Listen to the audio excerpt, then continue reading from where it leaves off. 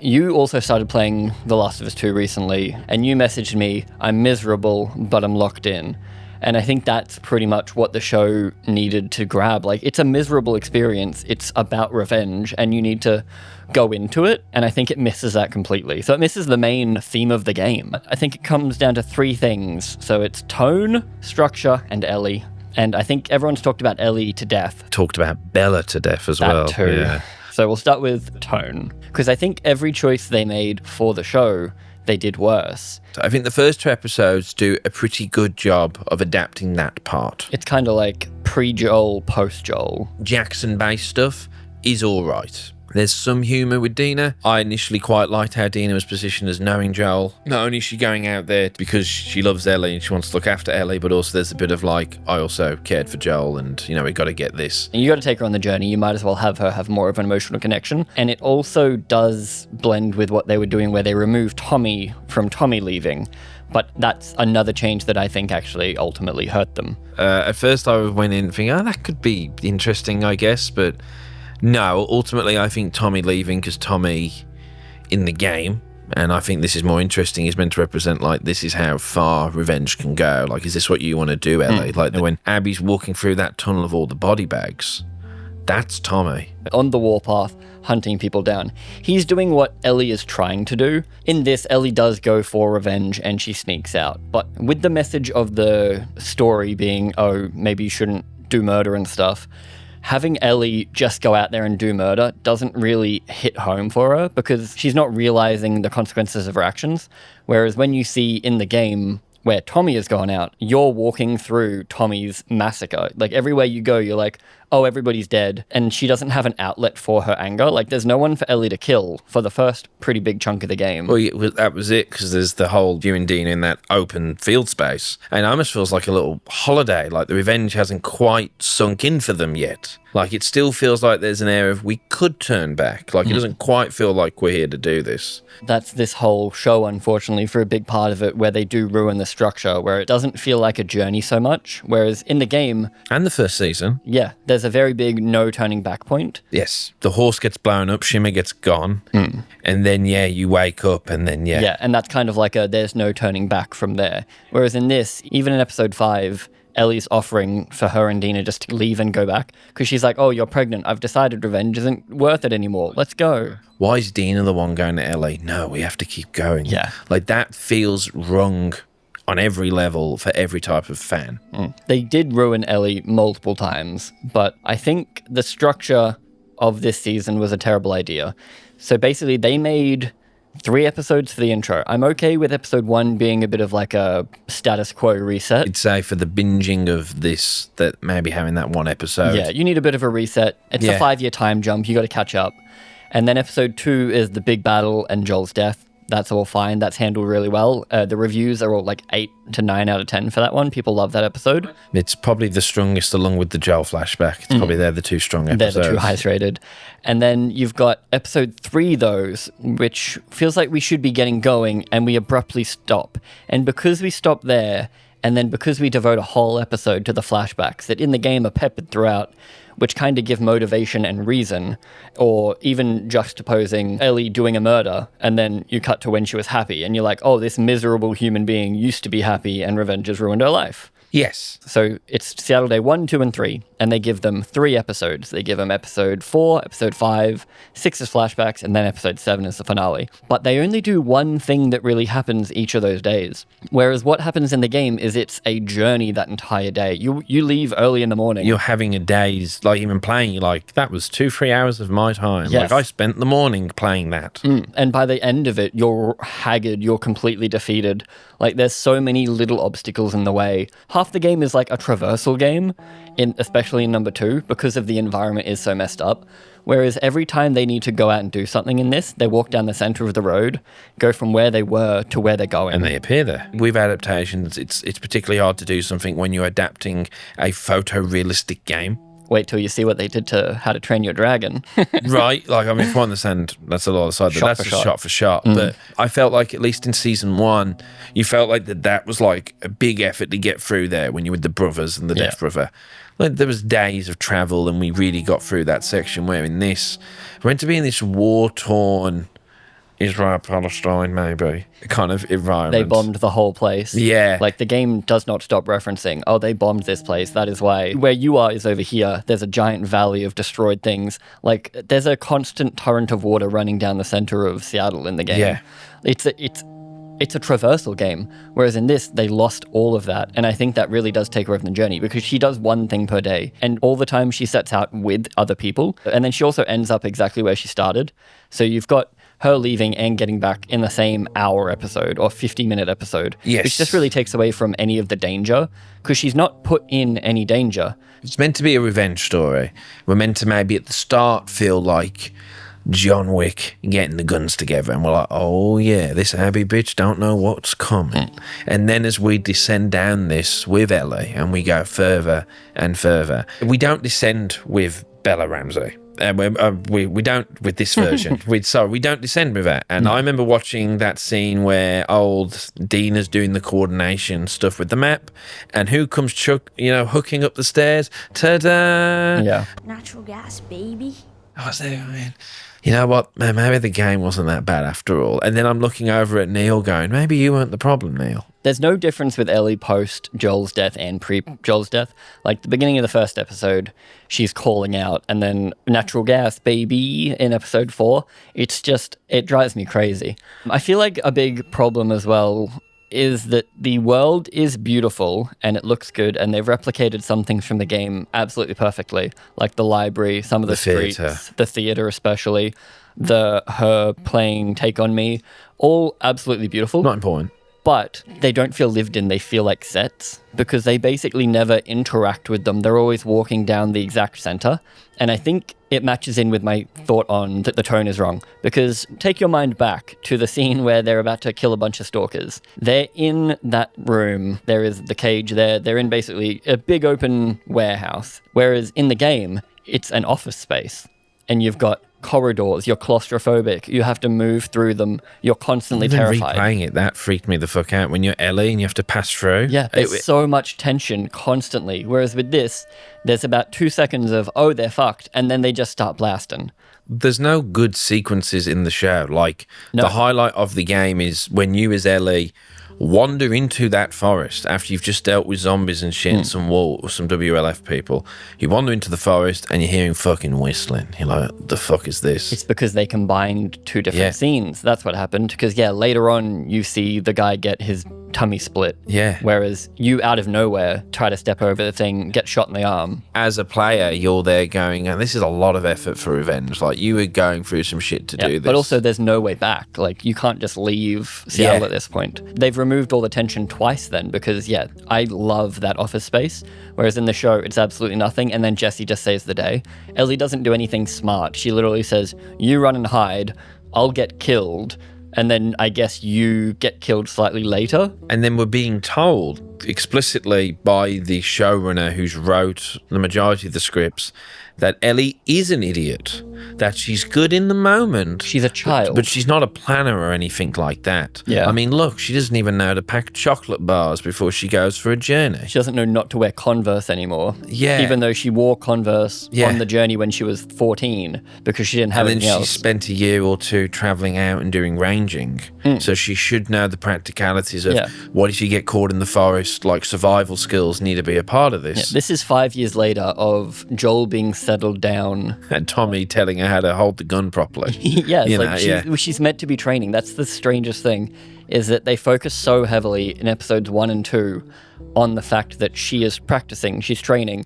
We've seen real life footage, like out of world, of Ellie doing it. Like John Wick style, like practice footage. Yeah, the game is a stealth game for a massive part of it, if you choose to play it like that. But her entire moveset is based around stealth. We don't even once have a stealth section. Yeah. The only time we get any kind of stealth, I believe, is when they hide behind 2 dumpsters while there's 5 or 6 WLF soldiers about to shoot a Scar, and she immediately just wants to run out guns blazing. And I know it's hard to do, and we can all take that in, and we should probably just have a banner like filmmaking is hard, we understand. But, some of my favourite bits as a game player in that game, like, there's a bit when you're going through before you meet up with Jesse. There's all you in like the housing area. Yeah. It's all multi-layered. Favorite thing about that is you can kill someone they see you, but then you can like just run into the tall grass. Yeah. That to me is a fundamental part of why I enjoy the gameplay of Last of Us 2. And that whole section is you're constantly getting attacked. You jump over a fence to try to escape. You're slowly getting like further down. And that's when it's best when you are on your feet and you feel the most connected with Ellie, because that's where Ellie feels like she's at her best. She's really good at just thinking on her feet, adapting immediately. Yeah. So to not bring that energy into the show, instead it's this like bumbling little girl who needs her hand held. She accidentally gets to wherever she's going, the hospital especially. Everything's accidental. It's the Naughty Dog special, but you show the objective in the distance. You have to get to the objective. Still awesome. It works every time. It works in Uncharted. It works especially well in this, because day one, you see the hospital in the distance. You need to get from where you are to the hospital. It's great diegetic So stuff. you traversal. Whereas in this, we never see the hospital until she randomly sees a door that says hospital secret entrance. Yeah. In the dark at night, she sneaks in, she's suddenly in the hospital, accidentally. It might have been a bit hokey, like the Carl Urban Doom movie, but I wouldn't have mind like a over-the-shoulder Children of Men lung take sequence or something. It needed set pieces. Yeah, that's what I'm saying. There's no set pieces. If you did her getting her way through a group of people, you'd be like, holy shit, this Ellie chick's pretty cool. Yeah. Instead, we're stuck here going, God, this Ellie bitch is whiny as fuck. Yeah. Because they make her suck. After we leave Jackson, that's when I really felt it started, particularly episode 3. But then when we get into episode 4 and 5, because that's the meat of this now. It's these 2 episodes. With a 7-episode season, using 3 to also be in Jackson is rough. It's rough. You could have done that in 2. And if you were really strict, you could have done that in an hour and a half. Because I'm pretty sure playing as Ellie to the death of Joel is roughly an hour and a half, 2 hours anyway. Yeah, it's quick. Even you playing as Abby for a section, it's quick. Exactly. Like you get to it pretty quickly. It's quite interesting that was the choices they made, that 3 episodes needed to be Jackson based, because I can understand you look at those gameplay sequences of being Ellie, it's all character stuff, because in terms of plot, there's not much going on.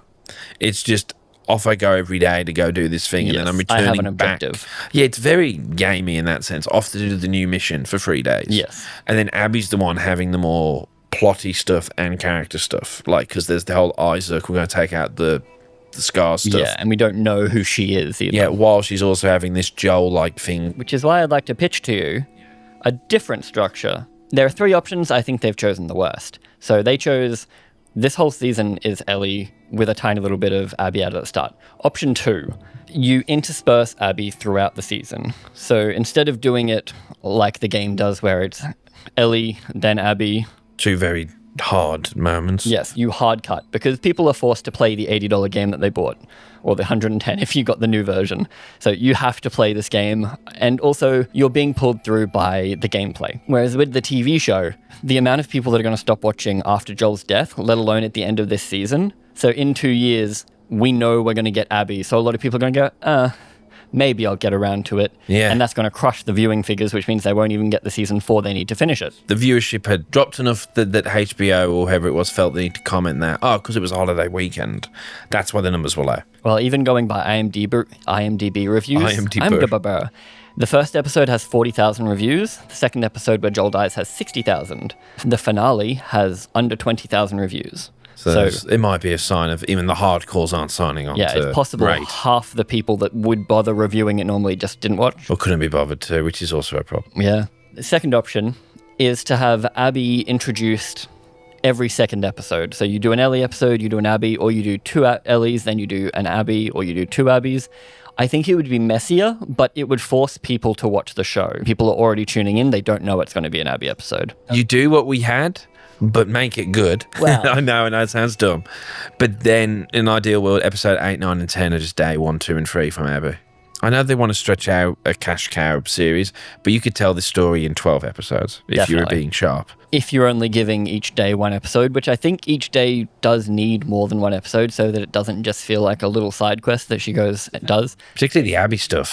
The Abby days are busy. That's probably why her 3 days will be the whole season. Yeah. Basically, I would want 1 episode to get to the objective.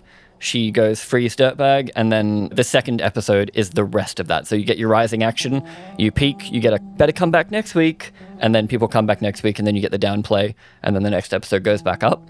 But what if my big play as the showrunner would be to just show Abby first. So I would kill Joel, and the next episode is Abby day one. Because you are forcing people to watch at that point. The whole point of the game and the story is to force people to be uncomfortable. You're not supposed to be loving the fact that you're playing as Abby. So if you suddenly have to watch the person that did the murder immediately after, instead of having 5 or 6 episodes of like cool down with Ellie, you're immediately thrust into the uncomfortable. You're going to watch this girl go through some shit and you're going to feel bad for her. Even if the first episode was all Abby, so then you're like, this chick's pretty interesting. Yeah, but like, this chick's pretty interesting. Oh, and then she killed him. And then the twist of episode 1 is they get to Jackson. Yep, that's where Joel is. You're like, what? Yeah. What? She wants to kill Joel? You could flesh out her journey to Jackson. And then episode 2 could work kind of the same. But now we're invested in Abby and we feel a bit, potentially anyway. Because her story kicks off relatively quickly. She's immediately hanging out with her pregnant best friend, a guy that is a douchebag, but it makes her feel likable because she's like a cool friend to him. Yeah. And then they go out and immediately get shot by this cult. And it's like, that's crazy. And she pets a dog. People fucking love dogs. I think it would be interesting to thrust them into that immediately and have this dark shadow looming over her 3 days. And that's Ellie. We don't know, but originally it's Tommy killing all her friends, and then it's Ellie killing all her friends. And she kind of finds out on the last episode, and then we cut back, and then we watch Ellie's journey. I think it might be more interesting, and it would at least be ballsier than doing a worse version of the game. I think the intercutting would be hard to do because you're asking people to be invested in someone. One main character's goal is to kill this character, but that character isn't even thinking about Ellie. That's why I probably would go with having all Abby, because you're right, the intercutting would make people basically... You wouldn't have enough time with Abby to care. But then they aren't warring with each other either. Like, Yes. because that's the whole point, is that Ellie's obsessively thinking about Abby. Abby hasn't thought about Ellie. Yeah, she thought it was done. She was happy. She thought it was done. She put it behind. And that was it shows her ignorance too, that she really thought that these people we let you live. They're not going to revenge back, right? No, exactly. It's not going to be this awkward back and forth. You would also have to change the story more, and it's weird because they decide to change a bunch of stuff. Like, there is a lot they've changed this season, but then they randomly keep the library that doesn't get used the same way. They literally just take a location from the game, whack it in the show, and hope that satiates us. We don't get the arcade bloater, which is like the huge thing, which kind of makes me scared. Are we not getting the Rat King? I think we should, because that shit was weird because it's straight out of like Resident Evil all of a sudden. Like, you're really going into horror. This isn't a zombie or a horror show anymore, shown by the fact that, they completely cut out the office tension moment, because I guess it would take too long. There's but that's the joke. Like, in the game, you go, God, zombies aren't even the emphasis anymore. But in the show, zombies aren't even a presence anymore. Everyone kept saying that zombies aren't in the game as much, but you are constantly under attack. Like, you're always scared of walking in through a door because something's going to try to kill you. Where in this, the zombies are now just part of the world. And even then, not really, because they can walk down the middle of a street. I've rewatched 28 Days Later in preparation. And that is a fucking grimy fucking film. You feel dirty watching it. You're never happy. Yeah, it feels like the zombie apocalypse. Yeah. And so when you're watching this, and I know it's meant to be like the world reclaims, like how quickly it would all... You still can be grimy, and the game did that by it being grey, rainy, and fucking miserable the whole time. It's the weird juxtaposition binary opposition of beautiful but scary as fuck. Yeah. Like, you've got the one layer where it's like, all this nature is beautiful. You fall through the floor and suddenly all this mushrooms on the walls is fucking terrifying. Someone could walk by the telly of the Jackson episodes and not have a clue this is a zombie show. No, it did miss a lot of the this is vibe. just a normal town. Like, Yeah, it's Yellowstone, but in the winter. Yeah, right. Like, and I know I'm not saying it needs to be zombie the whole time. It's just like that element of danger is not there. Yes, I think it needs to be a constant looming presence, and it probably should feel miserable, because miserable shows exist, whereas in this, because they're joking the whole time, kind of definitely takes away from it, because Ellie is always the fool. Because the joking episode 1, which we initially quite liked, was like, for these kids, killing zombies is a day-to-day. It's like a pest control thing. It's like going out and shooting deer. Because she's going to be fucking miserable after. And then Marco pointed out how the bigoted sandwich man is the one who thinks revenge is fine. That should tell us that maybe is wrong, that the guy who we don't like agrees with Ellie. Yeah. And I'd like to think that is the intention, but some people took it as, oh, really? We're going to, like, retribute the bigot? Yeah, like, we're going to make him the good guy. And it's like, no, she's the bad guy. That's but the show doesn't do a good job of conveying this. Because they fucked up Ellie. I think even if this was Kaylee Spaney and Abby was played by, to be fair, that chick who looks fucking like Abby, and fucking they got Jamie Lannister who can barely do an English accent, who's somehow managing to do a southern accent in this because that's the one you want, it still would be bad. And so I don't think casting is much of an issue. I think you want to say that Bella maybe didn't do, but I think there's a lot of things before you get to Bella's delivery that is wrong. Yeah, there's the writing and the directing telling her and watching her do it and then being like, that's good, thank you. And Craig Mason, I'm calling you Craig. Craig is a respect that you don't have. I'm not calling you by what the colonies would call you. You are Craig. Craig Mason apparently suggested and I'm hesitant to bring it up, I'm going to be a dad, which I think the reason why that took off is because it perfectly encapsulates everything wrong with the show. Tonally, this show is not right in one line. Yeah. And when you see the behind the scenes of, like, they almost knew, whoever asked that question knew that line was going to stick out for whatever reason. And it's like, oh, it was just a suggestion. And then she loved it, she wanted to. I think the main problem is he seems to be viewing them as the actor, not the actual characters. Kind of like another showrunner, shooty and... Yeah, exactly. Yeah. But, like, he lets Joel cry a fair bit. Pedro is a great actor. But I think Joel in that role, even though a lot of people loved it, the acting in that scene, the porch scene, is fantastic. I think it does miss a lot of their character because Joel would never really admit he did anything wrong. So, like, crying is kind of admitting that. Whereas when you watch what Troy Baker did in the game, it's way more subtle and it definitely seems more in line with him. And they kind of semi-explain it away by being, Joel goes to therapy now, so he's more in touch with his feminine side or whatever. It is weird. Sometimes when I see the games, when Ellie and Joel have an argument and it's like, Ellie, you're staying on some mighty thin ass right now. And that line, the way it's delivered, the tone is buried in my head. So when Joel did it, and it wasn't exactly like it. And I know, obviously, when Pedro does it, it can't be. But sometimes I'm like, is that better? Is that worse? Or is it just me liking the version I like? So then I won't allow this version to have a fair shake. Even Season 2 Joel isn't super congruent with Season 1 Joel. And again, he's had 5 years of settling down. He's, like, lowered his barrier. He finally gets to be a dad again properly without zombies trying to kill him properly. Yeah. But I think, it just, when you watch them side by side, you're like, one definitely feels more like Joel, the other definitely feels more like Pedro Pascal being Joel. Yes. And it's definitely that for Bella every single time. Because Bella, by all accounts, is a little goofball. And they just kind of said, oh, you can be 14-year-old Ellie the whole show, even though you're meant to be 19. Yeah. There's a weird behind-the-scenes line where basically Craig says that Ellie and Dina have a mother-daughter relationship almost, or like he basically treats Ellie like a little baby. Yeah, and Dina's the brains, everything. She's doing it all. Dina is a standout character this season because she became Ellie. She has, like, vengeance in her heart. She's ready to get back at the guy that killed her own parents. And somehow manages to blow out her hair every morning. It comes back to the tone again, because everyone does look like they're models for half of it, and they're not even dirty. We made a whole episode joking about how this is a CW show because everyone looks gorgeous the whole time, but I've seen scenes in the 100. Like, the 100, everyone looks like shit constantly. Yeah. Like, they're always dirty, sweaty, and disgusting, and it's like, that's why that show took off, because it felt like a lived-in world. Yeah, walking in the middle of the street in the apocalypse is a weird visual that they rely on a bit sometimes. Yeah, crawl through windows, crawl over the top of things, like jump over a ravine. We don't even see a draw pull. Yeah, they don't loot at all. And again, you don't have to because it's a HBO adaptation.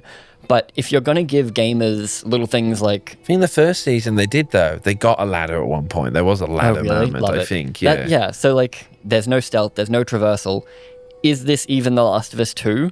Because it's not really even a story about revenge for most of it, because Ellie's busy having the time of her life with her girlfriend. Day 2, after the I'm pregnant, make out, sex, gonna be a dad. Like it's that sequence, right? The ta-da and gonna be a dad is one whole scene. It's hard for us to figure out when anything is, because people are talking about how good this show looks. And yes, it does have great sets, but I think a weirdly large chunk of it does take place in the theatre. Instead of Ellie going out having a journey through a bunch of different set pieces, doing multiple things in one day, she starts in the theatre, does one thing that day, comes back to the theatre, sleeps easily overnight in the theatre, then the next day heads out, comes back to the theatre. So it's like it's this weird home base that we don't feel like we ever really get to leave. You know, the trade-off of don't worry, Ellie, it's not yours, which is a better line than I'm going to be a dad. Yeah. Like, and I wish they just had that be the funny line. But that's also the way Dina's character should be. Dina should be bringing this weird levity to this trip to try to cheer up her girlfriend, because Ellie is a fucking miserable monster. And that's a fundamental scene. When Ellie is told, I'm pregnant, and he's like, fuck's sake. Yeah. Like that's a big moment that we go, oh, Jesus, Ellie. Which then leads into the, I'm going to crowbar this woman to death. Let's go through murders. So Ellie kills 3 people this whole show instead of 127, which is kind of their way of fixing the big buzzword from when the game came out, Ludonarrative Dissonance. Which has always been a problem with Naughty Dog. Like Nathan Drake is an international murderer. Like, He's killed so many it doesn't people. matter because tonally, who cares? But he kills small militias every game. Like, Yeah. Whereas in this, that's the whole point, which is why people are like, oh, you can't torture Nora for a bit, and apparently that upsets you so much that you need a back rub, whereas you've killed 50 other people. I think you still have to have her killing people, and a lot of them are actually out of her hands almost, whereas with Nora, it's very much a hunter. Like, I'm going after you, you're the whole reason I'm here. So that's why she feels bad after it.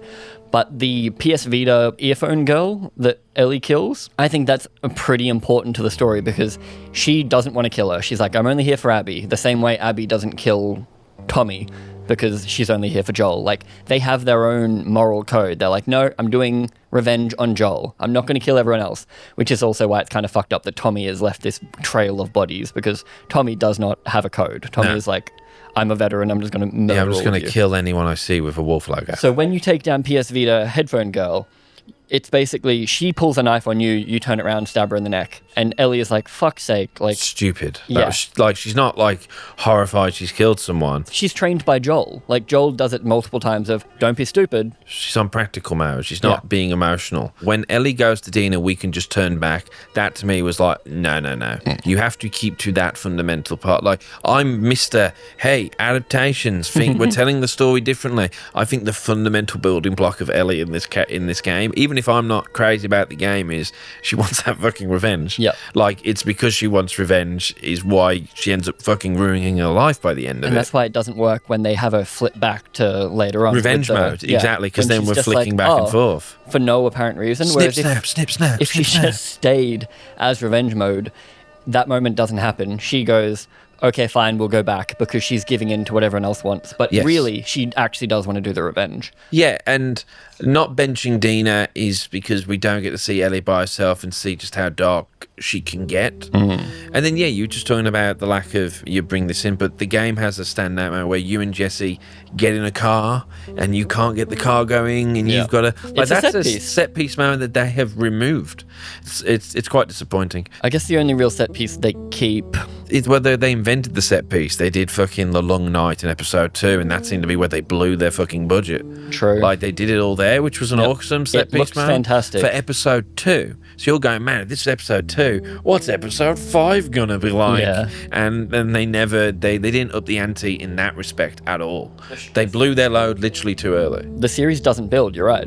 People also make deal of that, where I think there's, once again, direction, how we've been told to do it. But if you side by side the Ellie post-torture feeling bad about revenge back rub, yes, the video game version is much more emotive, much more visually emotive, vocally emotive, whereas Ellie in that is stone-faced, in shock, sure, but then turns around going, Joel killed Abby's dad. She's sort of justified then, right? And they make it about Dina. Like, that wording kind of shifts it to like, oh, Dina is the one that's having a change in this scene. Yeah. Because Ellie doesn't evolve or change throughout the season at all. If she continues light and fluffy like she does with the Tadar stuff, and I know you might go, well, you're making a big deal, but no. I think that is, you are taking these character moments, while you're in the theatre becomes the in the TARDIS before the adventure stuff. Yep. So you're baselining the character every episode for us. And if the character episode is going, I'm going to be a dad. Especially the next morning, So these like little character like lines that are meant to make Ellie feel kind of light, which the dumb line when she said when Jessie goes, remember those people who came through, and she goes, yeah, they had all that cool shit to trade. That is this weird demeanor line of day 3 that continues even after she's tortured someone. And just before that, when they're walking down the middle of the street, her and Jessie, he's at least eyes up and looking, but it's funny that he's the adult in the room, and she's walking she's like sulking. a kid in the rain, and she's kind of like sad, but she's no longer sad about killing Nora. She's kind of like disappointed that Dad came and is taking them home. And Jessie has to go like, I love her, but you love her more. It's this whole moment, like, as we've said, like, he has to make it clear that he's stepping down from this whole relationship. So it's weird thing. levity, and it still doesn't... She's not Ellie. I think the casting is maybe 3 or 4 on the rings of like what's wrong here with the character of Ellie, because I think anyone can be in this role and it's not going to make the scripts better, it's not going to make the direction better. Well, fundamentally, not including Bella Ramsey, they've made Ellie stupid. She doesn't know what to pack for an adventure. Dina is the one that does all the triangulation for her, but also she went to a Fedra school. Ellie grew up in Fedra, and we saw in that season, in season 1, that she had a rough time. Yeah. And she spent a year with Joel, and in that year almost got highly abused and then cannibaled, and then maybe all that fucking And she got weird herself shit. out of that situation. She went through some shit that year, and then has had a few years calming down. Yep. Going back to her doing jujitsu and stuff in the first 2 episodes, but then never again. She also, with Tommy, is shooting the rifle. And in our first episode review, we were like, okay, they're trying to not Mary Sue her. They want her to be able to fight. They're going to make her do sniping. So she's going to actually be useful. She never touches that rifle again, to the point where on the Blu-ray cover, they removed the rifle from her hands. It feels like it's because she doesn't use it in the show, and it feels like false advertising. Would that count? Because maybe? I don't know. But it's just it's like, that's kind of like a weird little, like, she doesn't use it, and they removed it from the cover to just show her holding a backpack. Why would they do that? It is a funny old choice, isn't it? Maybe they just thought visually it looked better with that. But that's the cover is her with the gun because she's prepped and ready to do murder, and because she does no murder, it takes away from the whole thing. Because like at the end of the show, they're going to be like, hey, Ellie, it was wrong for you to go on a revenge tour. It's like she killed 3 people, and 3 of them were by accident. If you're like, Ellie, that revenge tour was bad, she's like, I know, I accidentally killed 3 people and got sad, but I'm a dad now, so it's I fine. just don't know how season 4, because apparently there's a 4th season. I don't know what that looks like. It has to be the epilogue, which is just... Which we're just stretching out. Which is like, the weird Rattler thing. Not weird, it's a good scene, but that's kind of like... Is it Craig fan fiction? Like, are we just extending That's out what we more? wanted before this, though, and you didn't give it to us. So if they extend the Rattler scene, which again could be really good because you don't see it in the game, but Abby goes through a fucking nightmare scenario where she gets kidnapped. Malnourished. Big time. Yeah, you see her lose all of her muscles and you're like, oh, she's pathetic now. But then you still have to try to kill her. Yeah. I've got a student. She decided to watch Last of Us season 1 and said, I'm not going to watch 2 because I've heard that's bad. And god damn it, she went and watched 2 and she went going, I'm on episode 5, and she just wasn't. It's just not as good, is it? No, it's not. She's someone who isn't paying attention to the memes. She's watching it right through, and she's noticing there's a dip in quality and it's not working. You could say that, hey, do you like season 1? Just watch episode 6 and have that be your little epilogue. Stop watching the moment it flashes to Ellie in the rain and just have that be this Joel epilogue of Joel trying to be a good dad. Because then it ends on meaning you can try and rebuild. So it almost works as whatever happened to Joel and Ellie, the episode. But I also think having a whole episode devoted to flashbacks was a bad idea because it comes along with the bad structure. Because behind us right now is a scene that you don't get in the game until almost the end. I get why they showed it here, but to be honest, we didn't really need to see why they were angry at each other. And Joel's boardwalk, like that whole Joel porch out the front, like that is when she's choking Abby, right? Yes, that's what you flash back to. Oh, the reason you went on that quest was because you and Joel were about to patch things up. Yeah. And there's been a time gap between her finding out about the Fireflies and how he murdered them all. Yeah. In a set piece, when she finally, 9 months later or whatever, comes to being like, I hate you, but I don't want to hate you forever. You're my family. I do need to forgive you. I want to try. I think her words are, I want to try. Whereas in this, in one sentence, basically, she's like, oh, I absolutely hate you. He cries. She says, I want to forgive you, though. And it just doesn't have the weight behind it because it hasn't been drip-fed to you. Whereas what if you had my idea of rising action, one episode, falling action the next, and then to cap off each day, you end on a happy flashback? Because basically that's how the game does it, and it really kind of justifies and recontextualizes why you're miserable. That's the one thing I'll give it. Like, the big thing, I think Ellie knowing he's lying is better in the show. Joel looking at Ellie going, I swear, and then she actively sees that he's lied, even though he hit that, I swear. Yeah. Then she knows he has to be lying. I think that is emotionally better. Yes, that's fair. You could still have that kind of effect of adding the new stuff where she learns that he's lying in that way and still pepper it throughout the episode. So basically, you have your hellish 2 days of episode of misery, and then you get the museum scene, and you're like, wow, that was really happy. It is a weird game to adapt, obviously, because the first one is so nice and neat in so many ways. It's two people on a journey. There is quite a good video. I can't remember who made it. I'll try to find it. I think it's something along the lines of you can't separate The Last of Us 2 from its structure because it's basically a Shakespearean tragedy with like 5 acts and blah, blah, blah. I don't agree with everything in the video, but I do think that the structure is pretty important, or at least forcing your audience to do something via a weird structure. Yes. So I think them doing it relatively linear, they did it basically exactly the way we said they would do it. We figured that they would have 2 episodes in Jackson, and then we would do each day flashback episode finale. We pretty much called it because that's the most basic bitch way to do it. We're going to repeat it for Abby. Like, her episode 6 will be a flashback. I need her story to be dragged out more because there's so much there. There is.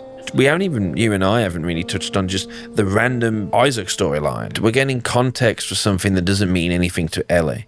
Yes. So you're essentially just setting stuff up for Abby's story with Isaac. Like, why? Because in the game, Isaac's also kind of frivolous too.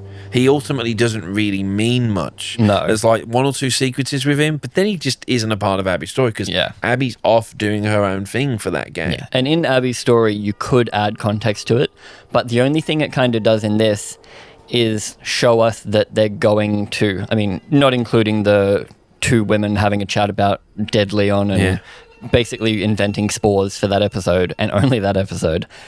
With Isaac, all that does is give Ellie a reason to see them traveling on boats in the night, and then why a siren goes off later that episode.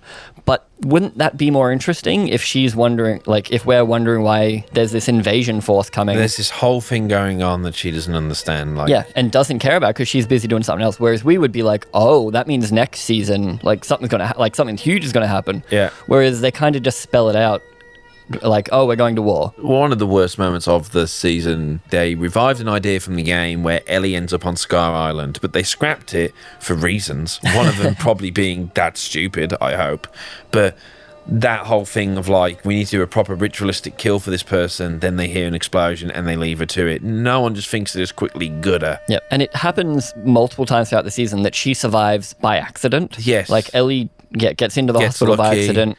She's constantly just plot armoring, and it's pointless. Like, you could cut that whole section out of the show as is. You wouldn't notice. Yeah, she goes under the water, she pops up on the island. Doesn't serve anything other than to just be this connection of the people who are here right now are going to get killed by Abby next season. They could have done that multiple times throughout the season, because obviously there's no hindsight involved because the game knew what the game was and that it was going to be 2 parts. But they don't have any interlap between you and Abby. You're never one step behind her. Which is what it's meant to be, because when she's going, where's Abby? I'm pretty sure Abby's fighting the Rat King. Like, they're in the same building. Yeah. So all these like near miss moments. It's weird that the game doesn't do any overlap like that. Actually, there's one. In the hospital, the lights come on at one point, and it's when Abby turns the lights on. So that's like a perfect moment of Abby does something downstairs which turns the lights on. So in Abby's gameplay, the light turns on.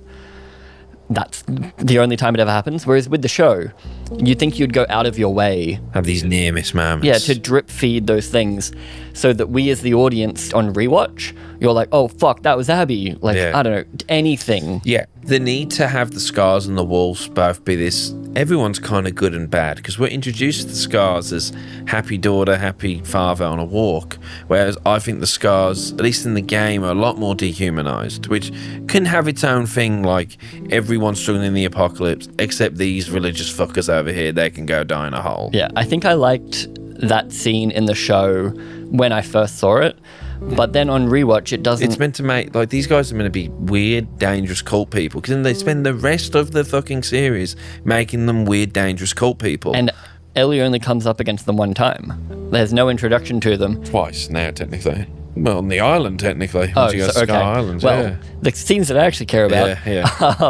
it's that one scene where where Dina gets shot with the arrow. Not even Ellie gets shot with the arrow. Because they have to bench Dina, but they don't want it to be pregnancy sickness. They Which have is to make weird it. that they bench Dina after all, but on the wrong day for one. And then it's also just replacing her with Jesse for the whole day. So it's like they didn't want 3 people walking down the street. They just thought it was lame to have it be the pregnant chick is ill, so needs to rest. And she's only a few weeks too, so it's like she can be doing things. Yeah, it's...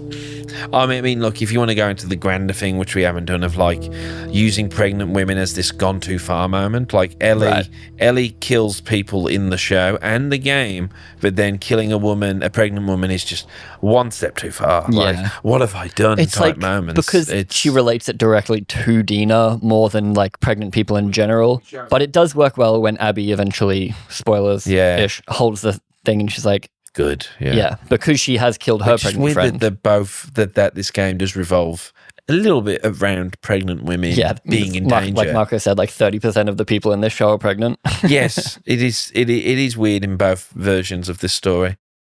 I think there might be some people who really don't like part 2 who feel vindicated that, the story was is bad. bollocks. The structure is so shit, you can't even adapt it properly. Yeah. But I would argue that instead it's made me, who was a bit just nonplussed, partly a little bit hatey. You're pretty hatey. Privately. When I text you, you're pretty unhappy about the game still. Yeah, but then I'm at least going, well, geez, at least the acting's good. At least the character motivations make sense. At least they're consistent. Yeah, when you started playing it and you were texting back and you're like, I could see you're turning a little bit more, be like, oh, they actually did do this quite well. I think if you can get away from the message of it, like I stopped viewing it as a message, revenge is bad, and just started looking at it as two people having a story. And I think it works quite well as that. It's still not the greatest game ever made. God, I'm still not shitting myself. Of Colossus. It's not a masterpiece, but I can see why people call it a masterpiece. It should have been better. And go back, watch our first episode. We do say a lot of the ways they could have made it good and like a few of our pain points.